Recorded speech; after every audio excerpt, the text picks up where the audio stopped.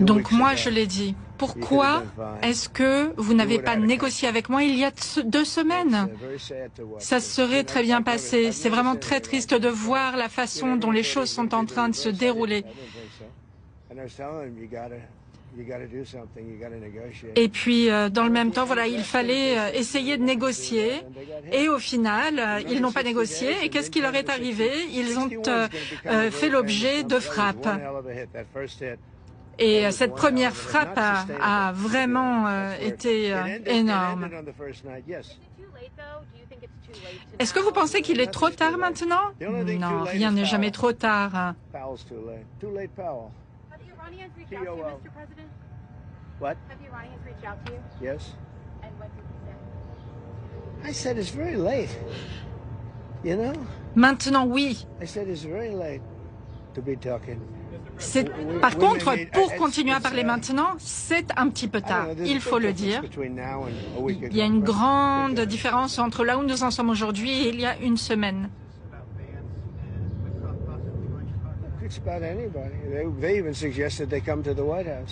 Vance avait même suggéré qu'il vienne à la Maison Blanche. Ça avait été sa suggestion. Ce qui est très courageux.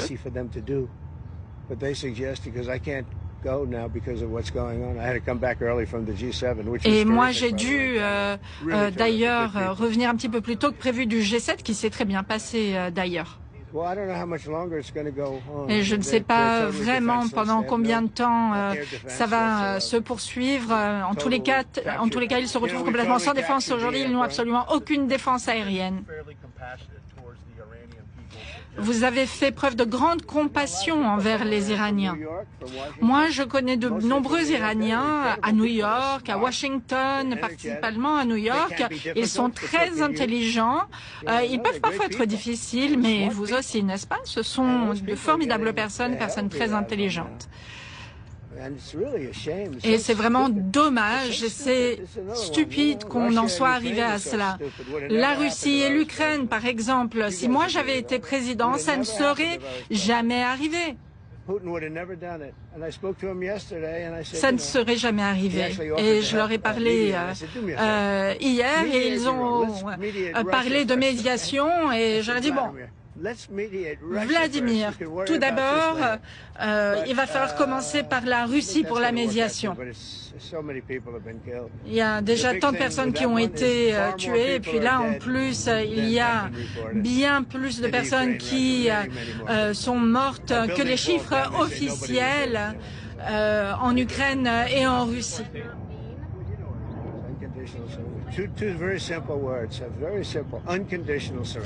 Voilà, moi j'ai parlé de capitulation sans condition, je l'ai dit très simplement, voilà, j'abandonne. Le nucléaire, maintenant, c'est devenu hors de proportion. Et ils ont harcelé leurs voisins. Mais vous savez, rien n'est terminé tant que c'est terminé. La guerre, c'est quelque chose de très complexe. Donc, moi, je dirais que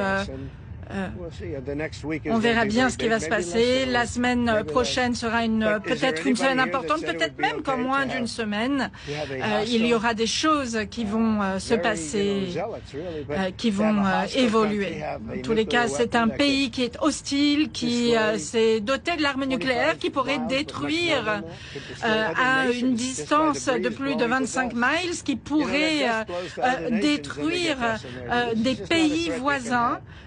On ne peut pas le laisser se passer. On a été menacé par l'Iran depuis de nombreuses années.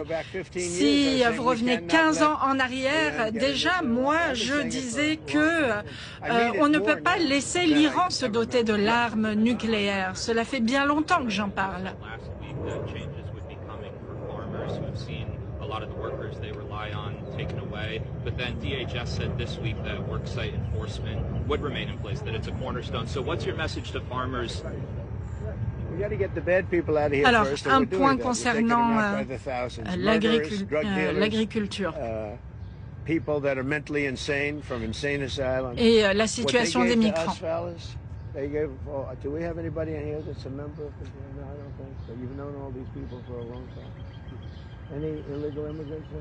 Alors, est-ce qu'il y a des immigrés illégaux qui travaillent ici? Non, je ne le pense pas, n'est-ce pas? De toute façon, hein, cette conférence de presse, elle est ce qu'elle est. Et si quoi que ce soit ne filtrait pendant cette conférence de presse, je pense qu'il y aurait de grandes conséquences. Non, je pense que tout va très bien se passer.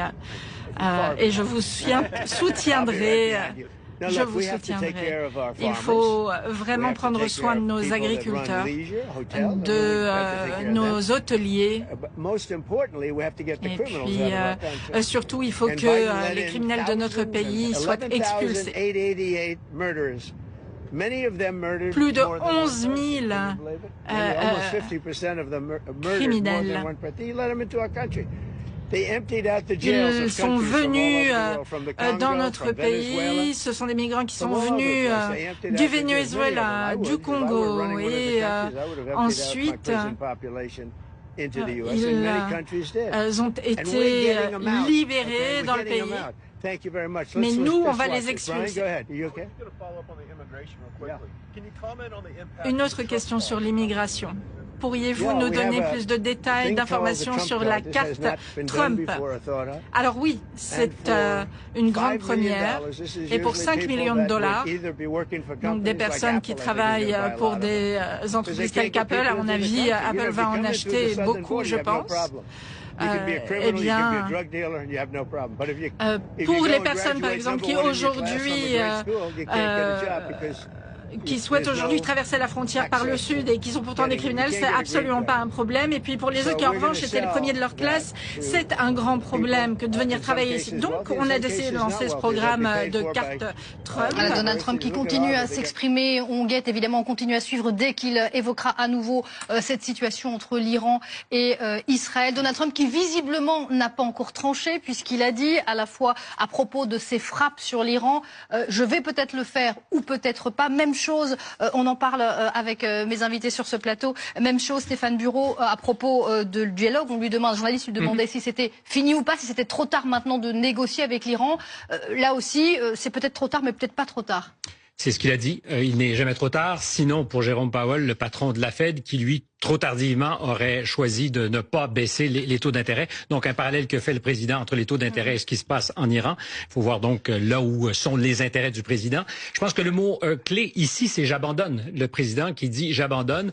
Est-ce qu'il a tranché sur la question des bombardements américains? Je ne pense pas. Je pense que dans le processus de M. Trump, enfin, je pense que c'est démontré depuis quelque temps déjà, il y a des gyrations. Alors, il passe d'un pied à l'autre. Il faut voir qu'il y a une dizaine de jours, ses services de renseignement à Camp David, qui est la résidence de campagne du président, des présidents, a été informé de ce que les Israéliens iraient de l'avant, quoi que décident les Américains. Donc, il sait depuis une petite dizaine de jours, que les Israéliens avaient fait leur lit. Pendant, je dirais consécutivement, plusieurs jours, lui a dit, nous continuons à négocier, nous irons à cette 6e ronde de négociation, jusqu'à ce que les Israéliens décident d'attaquer. Et là, on a vu un président qui, depuis quelques jours, semble un peu courir ou voler pour sauver cette victoire et s'assurer d'être l'homme fort qu'il veut toujours être. Pour autant, je pense... Et du côté des plus forts aussi. Évidemment, parce que il est aux côtés des Israéliens depuis qu'il est très clair que ça fonctionne pour les Israéliens. Je pense que jeudi, avant que l'opération ne démarre, il était parfaitement sur la clôture, Donald Trump.